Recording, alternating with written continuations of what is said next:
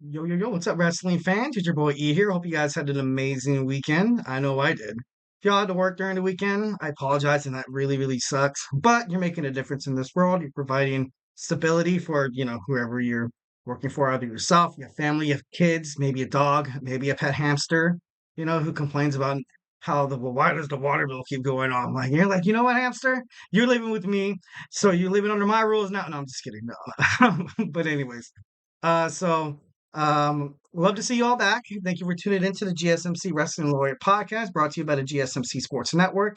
We have a great show for you today. We're going to talk about our WWE Smackdown review.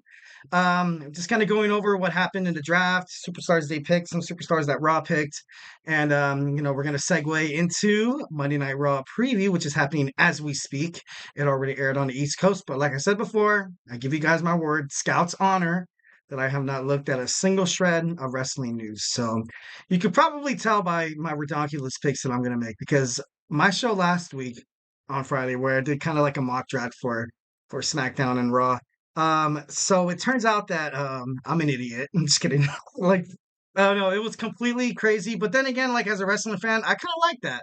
I kind of like how that for me, I was like, you know what? Maybe I know wrestling good enough to predict, what's going to happen. But ultimately, like, it didn't happen. So wrestling is unpredictable. So in a way, I'm happy. So I thought it was pretty cool. And then we're going to kind of segue into my third segment. We're going to talk about just the list of wrestlers that are drafted so far as of the end of SmackDown. We're going to run through SmackDown superstars, new Raw superstars, and we're going to go through some storylines, potential storylines. And I'm going to, basically say if I'm going to buy them, I'm going to sell them, or if I'm just going to, kind of hold on it so we can go through that. And fourth and finally, we're going to talk about former WWE SmackDown and Raw general managers. Honestly, I kind of like the angle that WWE is going with right now with Adam Pearce and Nick Aldis kind of not really asserting themselves into the storylines in WWE because in the past, like with like Stephanie McMahon, John Laurinaitis, Eric Bischoff, Paul Heyman, like they're all great general managers in their time. And I know back then the product was different, but I really like how they're not inserting themselves into like they're kind of just taking a step back and they're letting the superstars kind of do their own thing. Kind of like what Paul Levesque was saying, how he's not going to be like a Vince. Like he's not going to come and like start a feud with somebody. Like he did that stuff with the Authority back with like Seth Rollins and stuff like that. But I can guarantee you 1010% that is not, the future of wrestling anymore. And I dig it. And I think it's super, super awesome. Well, before we jump into anything in terms of WWE wrestling, I want to remind you guys to use the tips and donations link. We get a number of questions that come in from viewers during the show. So to ensure that your question gets read on air, I ask you to use the tips and donations link at the gsmcpodcast.net with your questions. Just put your questions up on top of the list so I can see it. Tell me what you like. Tell me what you don't like. Tell me what you want to talk about. You as the audience, y'all have the power. You know what I mean? Like, so don't be afraid to click that gsmcpodcast.net. Share your opinions, share some questions, or just tell me how funny my hair looks tonight. Having a real bad hair day. Jeez Louise, right in front of you guys. No, I'm just kidding. I know you guys still love me. I know you guys think I'm handsome as hell. But again, the link is the GSMC podcast.net. So let's get into this GSMC Wrestling Laureate podcast. We're going to talk about our WWE SmackDown review. To be honest, this was one of the SmackDowns that I was like super excited to see. Like I had really high anticipation, high hopes, high hopes. I had great hopes for this show, and it didn't disappoint. I was in 1010% like satisfied as a wrestling fan. I was satisfied as a human being. Overall, it was good. Very, very good. All right, so SmackDown kicked off kind of the way I thought it was going to be. So a Raw Roman Reigns voluntarily bouts out of the WWE Draft. I kind of knew from the get-go after all things that's going on with him in terms of like his health and his leukemia. And right now he's shooting a movie in like Hollywood, kind of trying out his acting legs a little bit. So honestly, I don't think Roman Reigns is going to come back. No, I don't even think he's going to come back for SummerSlam. I kind of, and depicted that The Rock is going to stop filming his movie around August and also Roman Reigns. So I kind of thought of like, something like sort of like a civil war between the bloodline. But honestly, I don't think that's really going to happen. I don't think that's going to set stage for probably, honestly, next Mania. Next WrestleMania, you're going to see something big happen. Roughly like around the same time The Rock came out to confront Cody Rhodes. That's going to be like the same timeline of how they're going to build up this bloodline civil war, which is, pretty cool. Something to anticipate. Definitely something to, get into. So make sure you watch Raw and SmackDown every week, even NXT. So, yeah. So, it's crazy because they were kind of making a big deal about this new Paul Levesque error, and believe me, it is a big deal. I'm not trying to shorthand it at all, or I'm not trying to understudy it, but I'm just like, this is honestly, it is pretty big. This is the first two drafts in a new era of WWE, and so champions were protected. So I thought that was that was pretty cool. Cody Rhodes made the first pick, and I kind of like that as well. A lot of people thought like maybe he was like a little cheesy to kind of have superstars come out or like former like legendary, superstars. But honestly, I kind of liked it. I kind of liked it how it kind of created like a sense of realism and an entertainment factor kind of thing. And I don't know, it just left you on the edge of anticipation of who's going to be selected, who's going to be picked, and the moment you see their name pop up on the screen, you automatically start, circling in your mind like, how are they going to fit in there? Oh, that would be a good challenger to fight Logan Paul. Or man, Bianca Belair would totally kill Becky Lynch right now for the WWE World Women's Champion. So yeah, and then you also had the contract signing. AJ Styles pays respects to Dusty Rhodes, which I feel like is like kind of like a must at this point in terms of like wrestlers fighting Cody. Like you kind of have to realize like the man. Dusty Rhodes, the American Dream, and everything like that. So I thought that was pretty cool. And honestly, what Cody Rhodes brought up about parallel paths, and it's true.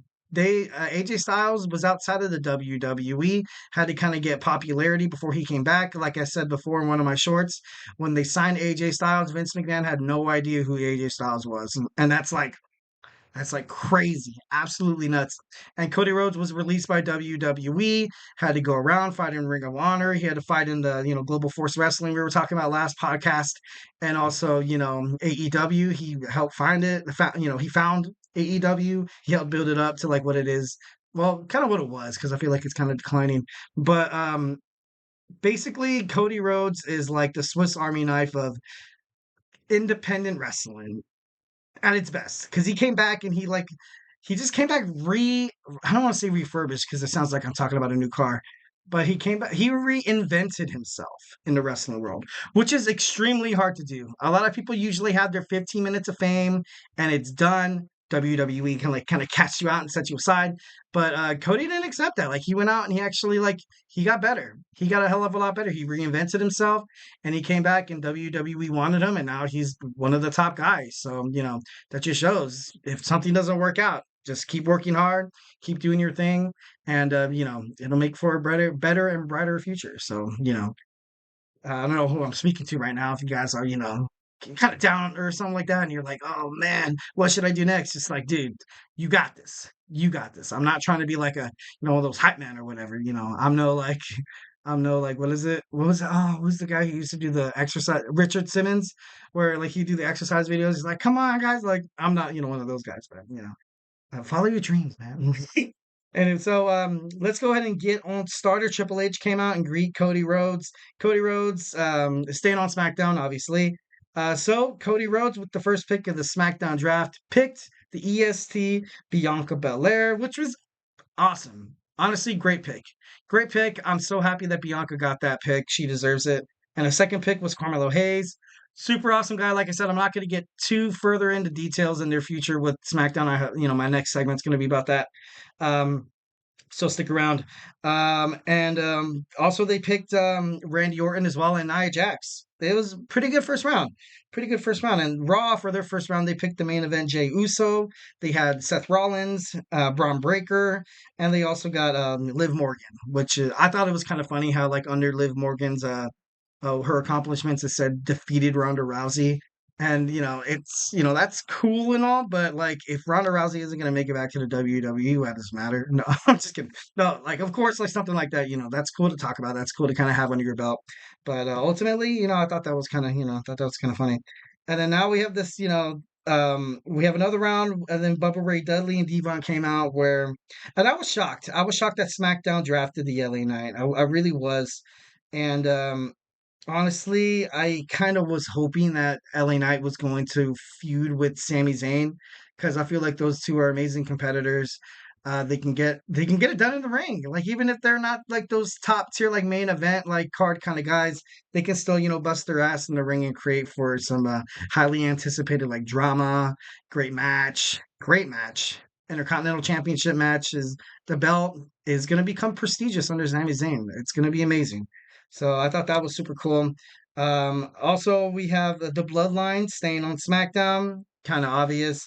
And then Raw drafted Ricochet, which kind of made me like, it's kind of tilt my head a little bit. I was like, I think Ricochet is mostly going to find his success in WWE Speed on Twitter because they said WWE Speed participants are like basically like they can go to either show.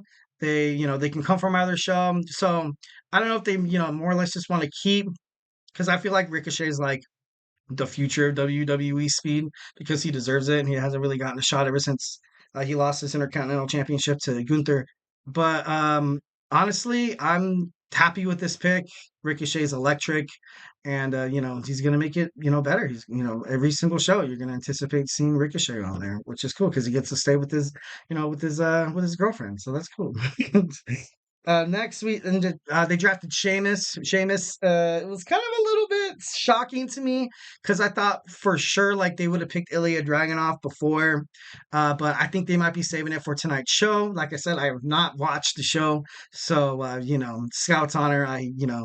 Me and you were in this boat together. Or if you guys watched Raw and you're like, oh, let's see what this idiot has to say about it. Just don't just don't send in the chat the draft picks. Please don't. Please don't. And that wasn't like an oblivion, like a on the DL hint for you guys to send like chats about the draft. Okay, let's just move on.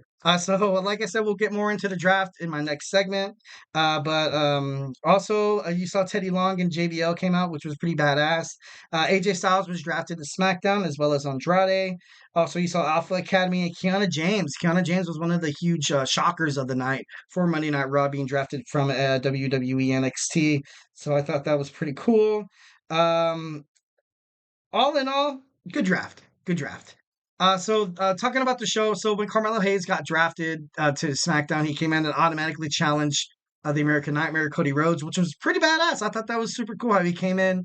Everybody kind of thought he was a little downtrodden because, what happened between him and Trick Williams. But he went out there. He actually went toe to toe with the American Nightmare, the undisputed WWE champion, and he did really good. He did really good. Absolutely. The match was like sick. So there's no doubt in my mind that he's definitely going to be him. He's going to be him. And I know that might sound a little cheesy, but I definitely think 110% that, within a year, he's definitely going to be one of the guys. So, it's going to be interesting to see what happens with that. Next, we're going to talk about the LWO versus the Legado del Fantasma. So, Carlito has been confirmed to be Dragon Lee's attacker. I kind of saw this coming. I kind of thought it'd be kind of cool. Carlito ran off, and everyone was kind of like, "Oh, what? Like, why? Like, why did he do that?" Like, I know for a fact I was like, there's was speculations and articles say that he basically wanted to be the other member in the LWO, so he was like taking people out, which is kind of like a cop out, but it makes sense. That's kind of like the go-to storyline. So I thought that was pretty cool. And then what I did not want to happen happened. Braun Breaker in his first match on in WWE. Well, not his first match in WWE main card, but like on the draft, kind of circumstances and purposes, was a squash match, which was terrible. I didn't like that at all. Next, we had Tiffany versus Naomi. It was a good match. It was a great match. Obviously, now Bailey finds herself looking at a triple threat match between the ladies because obviously they couldn't do what it took to like stay within the boundaries of the rules. And to be honest, I love seeing Bailey as a babyface. I don't know if anybody disagrees with me. Of course, if you do, hit the tips and donations link at the GSMC podcast.net. But I like seeing her as a babyface. She wasn't that great as a heel. I thought her mic skills were a little subpar. Like she basically did enough just to kind of piss people off to like create that heel role and also antagonize other women's superstars. But to be honest, you can tell by Bailey's role back as a face, she likes it. She enjoys it. So thus the wrestling fans enjoy watching the storyline unfold. So to be honest, I'm super excited that Bailey is back on the face train. So honest, definitely better than a heel. I kind of would not want to see that happening anytime soon. So, anyways. So next you kind of had you saw Tori Wilson and Michelle McCool make an appearance, which was badass. Um Heyman and Solo. You could tell like when Paul Heyman brings like you just this bloodline like drama is like crazy. It's like watching a reality show. It's like the Real Housewives in Atlanta. I'm just kidding, no, but you could tell when Paul Heyman brings up Roman Reigns' name that Solo Sikoa gets really really upset, along with his because I feel like he wants to be the next tribal chief, but you can't just assume the role of being tribal chief. You kind of have to be the fitting part. You kind of have to pay your dues. And Solo Sikoa hasn't paid crap. He hasn't done anything in his career thus far in the WWE besides costing Cody Rhodes at WrestleMania 39 and beating John Cena. But ever since then, he's been a giant loser. So why do we want to put this guy on top of where Roman Reigns level kind of was? And I think that's kind of what Paul Levesque is like, kind of like, he's a little, you know, he doesn't want to do it right away. He kind of wants to test the waters a little bit to find out what this is all about. If Solo could actually get people behind his side and ultimately kind of like not be the brand, because it feels like ever since Roman Reigns was on the bloodline, if you assume that tribal chief role in the bloodline, you automatically become face of the show, like Roman was. But I don't know, it's gonna be interesting to see how they kind of play this out. So, like I said, nobody knows what they're getting into when they draft the bloodline. That's kind of, was the main reason I think, Nick Aldis drafted them. Also, Kevin Owens came out totally pissed off, totally cool. And it's also been confirmed that Jade Cargill and Bianca Belair to fight the Kabuki Warriors at I feel like they're going to start the feud at SummerSlam, and I know it hasn't been. We don't know if Jade has been drafted yet to Friday Night SmackDown, but honestly, I think it'd be good if she does. And like I've mentioned this before in terms of I know, and I'm kind of running out of time here. Like I mentioned this before with the WWE tag team in terms of the men's division. Like in the women's division, when you have two top single challengers like Jade Cargill and Bianca Belair, like it'd be cool to see them tag team and totally do their thing. Yeah, cool. But honestly, they need to pit them against each other. They really honestly do. They need to challenge the Kabuki Warriors for the number one contendership for the WWE World Women's Tag Team titles. And ultimately, I think they should lose due to interference with Dakota Kai and Io Sky. And ultimately, I think one of them rages out, turns on the other, creating a feud that they can kind of pin them against each other at SummerSlam. So that would be pretty badass. That'd be pretty badass, to be honest. All right, and I thought it was kind of cool how Kevin Owens and Tama Tonga, like they were fighting in the back. Everybody was like, "Okay, cool, we have a backstage brawl. This is gonna be dope." And then like they randomly fight their way back into the ring. I was like, "What? Like why? Why is this happening? Why didn't you just stay backstage?" But that's the attitude era guy to me. So that's never gonna change. Randy Orton came out. He saved Kevin Owens. And like I said before, it's hard to really anticipate Solo Sikoa's career kind of skyrocketing because of his past matchups. I think his credibility is lost, and I just think he's a loser. He hasn't won any main matches. He hasn't really done anything under the main card. But and I'm not dogging on Solo Sikoa, dog, not at all. And honestly, with him as the tribal chief, I feel like I'm not gonna be able to take the bloodline too seriously, like in terms of Roman Reigns and stuff like that. And I know Roman Reigns has some hard shoes to fill, and it would never ever be the same with the bloodline. But Solo Sikoa, I don't take him seriously. I honestly don't. I think out of right now the bloodline, the best person is Paul Heyman, and that's crazy. absolutely nuts. So they're gonna have to do a lot of work in terms of getting the fans behind this WWE Bloodline role. So definitely. So they said, obviously Tiffany Stratton and Naomi with the Nia Jax interference. Nia Jax newly on the SmackDown roster. Nick Aldis feeling pretty confident, and now you kind of have that triple threat match: Bailey versus Tiffany Stratton versus Naomi, and now you're going to have the Bloodline versus Kevin Owens and Randy Orton. So, I think that's going to be a nice little match to see at WWE SummerSlam. So, hey guys, don't go anywhere. Next, we have our Monday Night Raw preview where we're going to get into the show. We're also going to talk about the draft. I'm going to do a little mock draft for the last night 2 of the WWE Draft. So, like I said before, I haven't watched anything. So, hey, don't go anywhere.